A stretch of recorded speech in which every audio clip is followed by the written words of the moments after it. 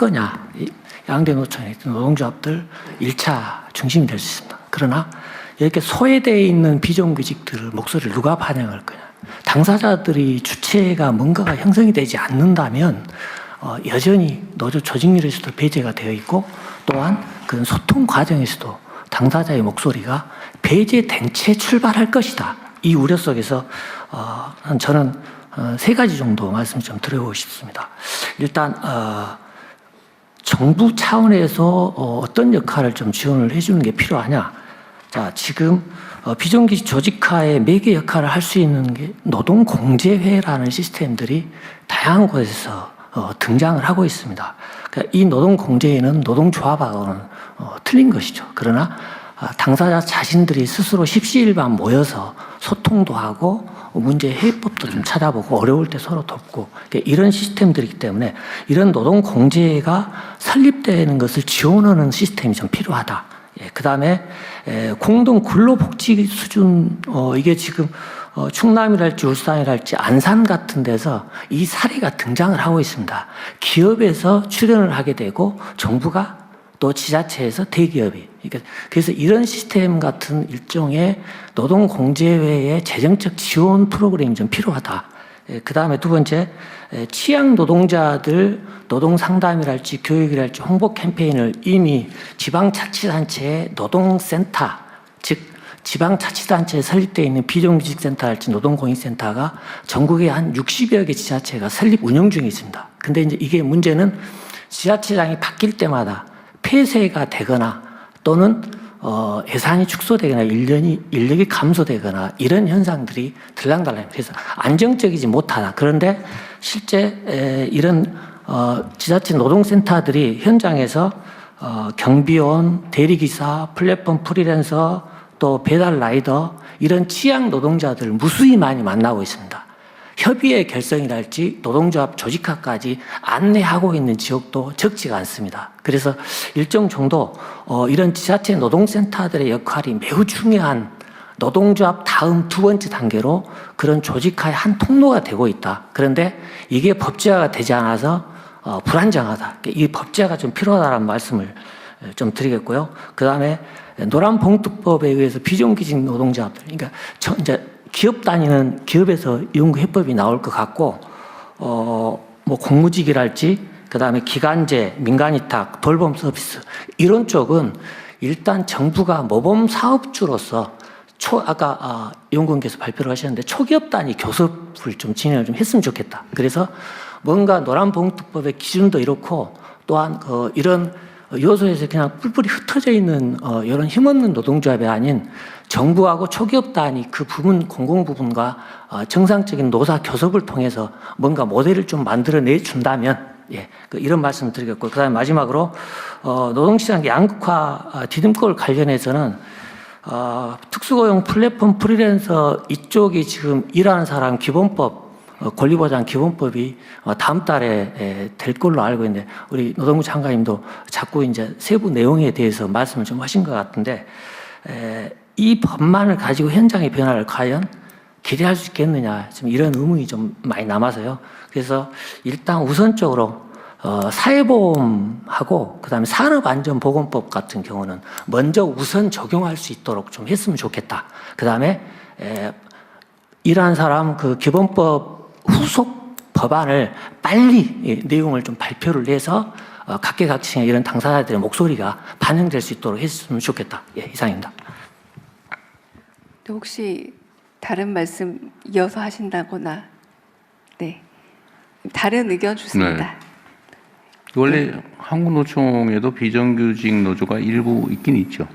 저 민주노총에 비해서는 아주 적습니다. 민주노총 좀 있어요. 마이크 누르시면 네, 그 노동회의소 이것 때문에 사실은 노동회의소 얘기도 있었는데 이거는 한국노총은 반대 입장이신 것 같은데.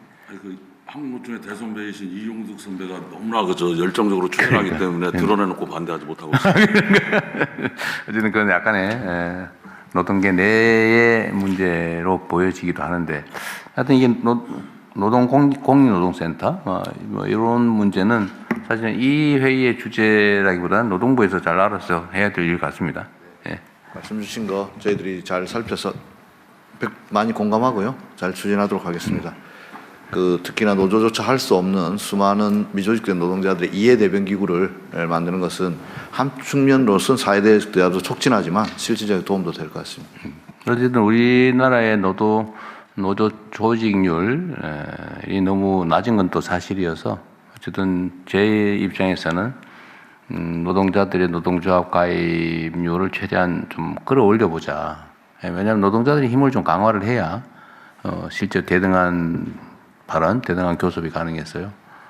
모두가 함께 노력해야 될 부분 같습니다. 그런데 의외로 비정규직 또는 소규모 회사 소속 노동자들의 조직 의욕이랄까? 뭐 이런 게 그리 크지는 않은 것 같아요. 뭐 지금은 뭐 정부나 이런 데서 무슨 탄압을 하거나 막는 것도 아닌데 오히려 제가 기회 될 때마다 노조의 가입률, 노조 조직률을 올려야 된다라고 계속 얘기를 하지만 그것도 강제할 수는 없는 거고. 그러나 그 현장의 수요는 그렇게 많지는 않아 보여서 좀 안타깝긴 합니다. 예. 여러 조사를 보게 되면 권익단체 구성의 필요성에 동의한다가 70%, 60% 이상 나옵니다. 근데 현실은 이제 노동조합에 가입했다라고 알려지는 순간 온갖 불이익이 출발이 되기 때문에 근데 이런 지점에서 노동조합을 가입할래 할 수 없는 예, 네. 그래서 중간 매개고리로서 노동 공제회랄지 이런 시스템이 필요한 거 아닌가 이렇게 보고 있습니다. 고용을 꺼리는 건가요? 아니면 뭐 사회적으로 노동자 그러면 여전히 빨갱이 생각나고 그래서 그런 건가요? 사업주들 좀 의식이 이런 자리에서 제가 뭐라고 말씀드리지 그런 것도 얘기해야 돼요. 네. 네. 네. 또 다른 분 의견도 좀 들어보겠습니다. 이 사회적 대화 과정에서 비정규직의 문제뿐만은 아닐 것 같고요. 비정규직이나 여성이나 청년 이 취약계층의 노동자의 목소리가 사회적 대화 과정에서 충분히 좀 반영되지 못하고 있다. 그런 지적에 대해서는 저희가 경선회의의 앞으로 대화 과정에서 잘 좀 반영될 수 있도록 해보겠습니다. 네. 그래도 안 빠지고 참여하시게 했네요. 네. 네, 방금 위원장님이었습니다. 네, 말씀을 좀 그래도 소개를 해주셔야지 보시는 분이 또 알게 됩니다. 네, 예, 저 한국노총위원장 김동명입니다. 네, 맞습니다. 네. 준비된 발언 말고 아까 그 주제와 연관해서 아까 대통령님 그 고용 유연화 말씀하셨는데 한국에서는 그 고용을 잃으면 그 뭐 해고 이런 것도 있지만 고용이 유연한 노동자는 모든 것을 잃습니다. 그러니까. 노동조합을 하고 싶어도 안정성이 없기 때문에 사용자에 대한 대항권이었기 때문에 그래서 하청노동자 고용승계법 이런 것도 만들어 달라는 게 그 계약 기간 끝나면 그 재계약 안 해버리면 뭐 어디 갈 데가 없지 않습니까? 그리고 권리의 문제뿐만 아니라 고용이 유연하다는 것은 자기결정권을 다 잃는 그런 결과가 있기 때문에 노동조합 만들고 싶죠, 누구나. 그 열악한데 왜 만들고 싶지 않겠습니까? 근데 그것을 만들면 더 큰 불이익이 예상되니까 안 만드는 거고요. 그리고 아까 그 고용유연성 대통령님 말씀하셨는데 저도 그런 고민 많이 했습니다. 근데 지금 현재도 고용유연성과 관련해서 사용자들을 해고를 하려면 두 가지 경우에 해고할 수 있지 않습니까? 노동자가 그 특별한 잘못을 하거나 규칙에 위반돼 갖고 했을 때 징계할 수 있고 그다음에 경영상의 해고가 폭넓게 인정이 됩니다. 지금은 엄격한 해고 요건을 규정하고 있지만 현실에서는 그 정리해고가 굉장히 쉽게 일어나고 있고요. 그렇지 않다 하더라도 아주 압도적인 대기업 아닌 중소기업 이런 데서는 인사 압박이나 뭐 이런 걸 통해서 구조조정 수시로 일어나고 있습니다. 그래서 저는 해고의 고용 유연성이 아주 경직돼 있지는 않다. 실제 현실에서는 이렇게 보고 있는데 그럼에도 불구하고 기업이 고용 유연성을 더 목말라 하는 이유는 어디에 있을까요? 하나는 노동자들이 처음에 뽑았을 당시에 가지고 있던 가치 이거보다 세월이 갈수록 다 이렇게 소진시키고 나면 나중에는 짐이 되죠. 가령 육체적인 노동을 하는 데서는 육체적인 기능이 떨어질 것이고 어떤 전문적인 영역을 하는 데 있어서도 숙련도나 이런 게 계속 증가하는 게 아니지 않습니까? 그러면 기업은 자기가 최종점에서 노동자의 노동성을 다 취하고 나서 그 이후에 그러니까 현재의 말하자면 과거에 충분히 경쟁력을 활용하고 현재의 경쟁력이 좋아졌을 때 갈고 싶어 하죠. 그 경우하고 또 하나는 계절적인 문제나 아니면 경기 순환을 타는 데 있어 가지고 경기 좋을 때 많이 쓰지만 그렇지 않을 때는 좀 비정규직으로 돌렸고 이런 것을 원할 거 아닙니까? 이런 게 되는데 아까 사회 안전망으로는 저는 이런 것을 해소시켜 줄 수 없다고 생각합니다. 가령 사회 안전망을 우리가 아무리 빨리 구축한다 하더라도 노동시장 내에서 정규직 일자리를 갖고 있는 사람의 수준만큼 만족시킬 때는 많은 세월이 걸릴 것이고 그건 사회적 저항도 만만치 않을 것입니다. 그리고 고용 유연성이 확보된다 하더라도 아주 대기업이나 전문성을 갖고 있거나 아주 좋은 일자리에 있는 노동자들 또 노동조합이 강력한 데들은 제도와 상관없이 생존할 겁니다. 그러나 그거보다는 낮은 수준의 이를 갖고 있는 노동자들은 회사의 정리해고나 징계해고 이상의 어떤 일상적인 해고가 가능한 그런 유연성을 어느 정도 수준으로 부여할지 모르지만 그것이 부여되는 순간에 이미 그 사람들은 그 일자리의 위협뿐만 아니라 자기가 그 일자리 내에서 누려왔던 자기 결정권, 자기 지위 이런 것들을 다 잃을 거라는 우려가 굉장히 크고요. 그래서 오늘 좀 대통령님 말씀 주셨는데 후속 말씀으로 좀 안심을 시켜주시려고 했던 것 같은데 후속 말씀을 하셔도 저는 혹시 오늘 경총 회장님이 야 이거 대통령께서 고용 유연성에 대해서 굉장히 조만간에 뭔가 조치를 하실 거 아닌가 이런 조치 안 할 텐데 기대감을 많이 가지실 것 같아가지고 그 마음대로 안 됩니다 이게. 그 대신에 네. 저도 자꾸 비정규직 일자리 늘어나고 이런 게 사용자 편의에 있어서도 그렇지만 노동자들도 압도적인 힘이 있거나 자기 사회적 위치가 강하거나 그러면 이런 것들이 뒤집어지더라도 얼마든지 다시 반전시킬 수 있고 이런 자신감이 있으면 그걸 수용할 수 있을 겁니다. 근데 그런 것이 아직은 없어요. 존재감도 없고. 그래서 우리는 무조건 맞서는 것만 주특기로 생각을 하는데 과거같이 사용자가 압도적이거나 정부가 무조건 권위주의적이어갖고 이념적으로도 모든 노동조합을 탄압하던 시기에 우리는 맞서는 게 중요한 임무였는데 지금 위기 시대 아닙니까? 저도 집에 가면 마누라의 갱년기 딸내미의 사춘기에 시달려서 복합위기지만 우리나라 복합위기라고 하는데요. 이럴 때는 진영 내부에서만 문제 해결할 수 없어요. 그래서 저도 사회적 대화 하고 싶은 거고 대화하자는 사람이 상대한테만 모든 걸 요구할 수 없지 않습니까? 그래서 대통령님 말씀처럼 우리 신뢰가 쌓이고 진정성이 쌓이고 노동도 더 힘이 커지고 자신감이 생기면 언제든지 그런 문제에 대해서도 책임감 있게 네. 유연하게 대화에 임하겠습니다. 네, 노동자들이 힘을 키워야 되는 건 분명해요. 네. 네. 그리고 지금 위원장님 준비된 거 하세요. 네.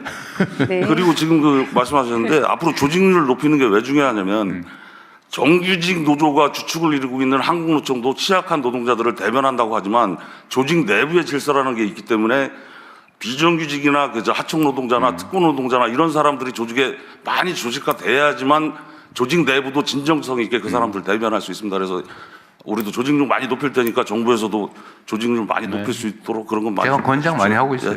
네. 저 읽어도 됩니까? 네. 시간 너무 아니 많이 좀 잡고. 사회자로서 저는 할당을 또 생각할 수밖에 아니, 없습니다. 하세요. 하긴 할까요? 놔두세요. 네, 네, 네. 그러나 가령 이를테면 그래서는 좀 휴명해 주시면 다 빼고 그냥 감사하겠습니다. 네. 이걸 써준 대로 안 네, 읽으면 네, 말씀해 써준 사람한테 주시죠. 혼납니다. 그래서 제가 네. 지금 예. 조직 내 문제가 발생할 수도 있죠. 네. 두 분의 발제 잘 들었습니다. 이정림 교수님 발제에서 우리 경제가 혁신과 생산성 제고를 통해 좋은 일자리를 만들어야 한다는 그런 문제의식에는 저도 공감합니다. 다만 혁신과 생산성 제고만으로 좋은 일자리가 자연스럽게 확대되지 않을 것이라는 것을 이미 우리는 경험을 통해서 알고 있습니다. 현실을 보면 우리나라는 기업 간 격차가 곧 임금의 격차로 이어지는 구조입니다. 대기업과 공공부문 일자리는 일부에 불과하고 많은 노동자들이 중소기업과 저임금 일자리에 머물러 있습니다. 최근에는 플랫폼 노동도 빠르게 늘어나고 있습니다.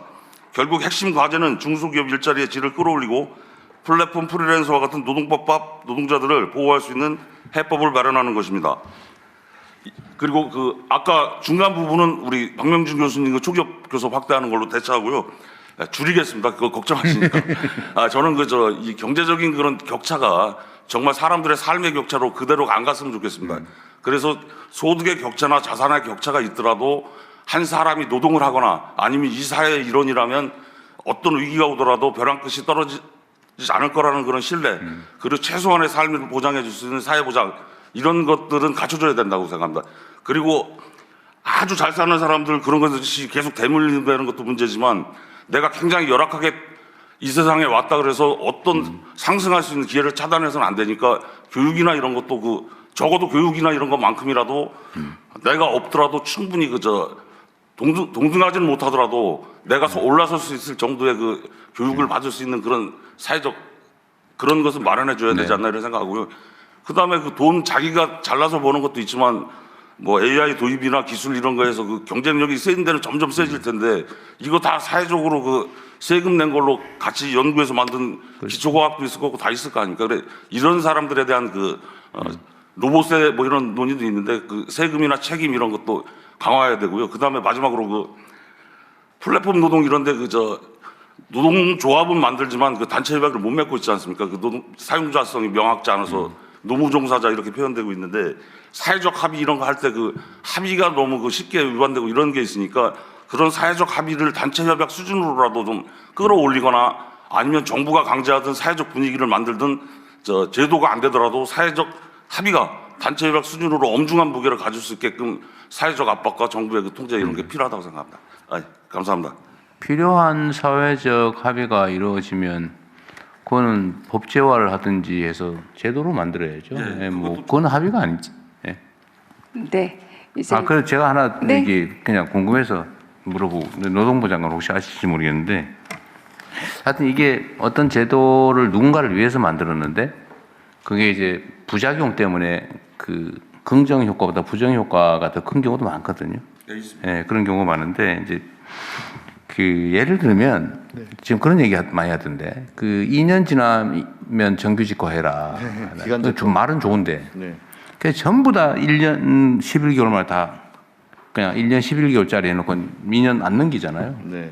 그래서 한 3, 4년 했으면 좋겠는데 이런데 그게 이제 장애가 된다 오히려. 네. 이게 과연 2년 이상 상시 고용이 필요한 경우는 정규 고용해라. 이제 이게 입법의 취지인데 사실은 이제 반대로 절대로 2년 이상 쓰지 말아야지. 이래가지고 1년 11개월 하고 다 그만두게 하거든요. 이게 이제 부작용인데 제가 하나 궁금한 거는 이게 예를 들면 기간을 정한 노동계약, 고용계약이 지금 현 제도상 금지되어 있나요? 예를 들면 나는 이 사람하고 5년 동안 할 거야. 뭐 이런 계획이 안 됩니까? 이게 이제 그때 도입할 때 비정규직들을 기간제를 어떻게 보호할 것인가를 둘러싸고 보호하려고 한 건데. 가장 충돌한 것이 대통령이 금방 말씀하셨던 이 업무에 대해서 2년 이상 만약에 하게 되면 그거는 상시 지속 업무로 보아지니까 정규직으로 전환하라. 근데 그러면 이제 60세까지 가야 되니까. 네, 그렇게 가야 되는 거고 또 한편에서는 그렇게 하면은 1년 11개월 만에 계속 그렇지. 반복될 것이라는 논쟁이 되었었는데 결국은 요 기한을 실제 정하는 그러고 걸 있죠. 했습니다. 그래서 이 대안은 뭐냐? 사용 사율 입구에서부터 그 업무가 무엇인가? 예를 들어서 지속적인 업무면 2년짜리 그렇죠. 못하게 하자. 못하게 하자. 예를 들어서 청소 업무가 있다. 청소 업무는 아니, 지속 됐습니다. 가능하지. 그건 앞으로 또 심각하게 논의해야 될 네. 부분인데 네, 그러면 지금 현재는 3년 고용 계약 이거 안 되는 겁니까? 그건 안 됩니다. 아예 안 네. 돼요. 이제 알겠습니다. 내가 몰라서 네. 기간을 정한 계약이라고 원래 있어서 네, 2년. 노동법에서는 금지하고 있군요. 그렇습니다. 저 프로젝트 3년 그런 것은 그런 가능- 것들은 예외지만 프로젝트가 업무의 성격상 기간이 명확한 예, 거는 그렇습니다. 된다. 예, 맞습니다. 나름 연구를 했겠죠. 네, 죄송합니다. 네. 네. 아까부터 여러 번 손드셨던 최진식 중견기업 연합 회장님 말씀 주시죠. 네. 오늘 대통령님 기조 발언을 하신 거에 대해서 중견기업 업계도 아주 공감합니다. 저하고 뭐 제가 대통령하고 이 노동의 문제에 대해서 몇 번 같이 토의를 한 적이 있는데 결국은 저는 그 이후에 우리 김동명 위원장님이 말씀하신 거에 대해서 기업계에서 굉장히 한번 진정성 있게 우리가 받아들여야 된다라는 말씀드립니다. 고용의 유연성을 기업계는 얘기하지만은 중견기업업계는 사실 중견기업계 나름대로 대기업한테 인력의 엑소더스가 일어나고 또는 어떠한 어떤 시장의 인더스트리 트렌드의 변화에 따라서 굉장히 많은 리스크를 테이크하고 있는 것이 현실이죠. 그러나 우리 이정민 교수님이 말씀하시는 것처럼 결국은 더 좋은 일자리를 많이 만들어내는 것은 분명히 중요하고 사회적 대통합을 위해서는 좋은 일자리를 우리 사회가 얼마나 만들어가는 데 대해서는 굉장히 중요한 그런 이슈라고 생각합니다. 중견기업 업계에서는 이 스케일업하는 그런 벤처회사, 중소기업이 더 많은 일자리를 만들어내고 그 중견기업 자체가 성장할 수 있는 그러한 그 제도적인 그런 역할을 우리가 가일층 노력해야 된다는 말씀을 드리고요. 한 가지 덧붙일 거는 우리 지금 노동부 장관에서 전 민노총 위원장을 하시고 또 항상 소수자 의견을 존중하시는 우리 김정희 위원장, 제가 두 분하고 여러 가지 대화를 나눴는데 저는 김동희 위원장을 포함해가지고 제가 한번 이제 만찬이나 우찬을 한번 모셨으면 합니다. 뭐 그런 거만 하세요. 이게 여기서 오피셜하게 대화할 수 없는 그러한 사회적 대통합을 하는 것에 대해서는 상대방을, 대통령이 말씀하신 상대방을 이해하고 어떤 시츄에이션에 있느냐가 중요합니다. 작게는 우리 중견기업 협회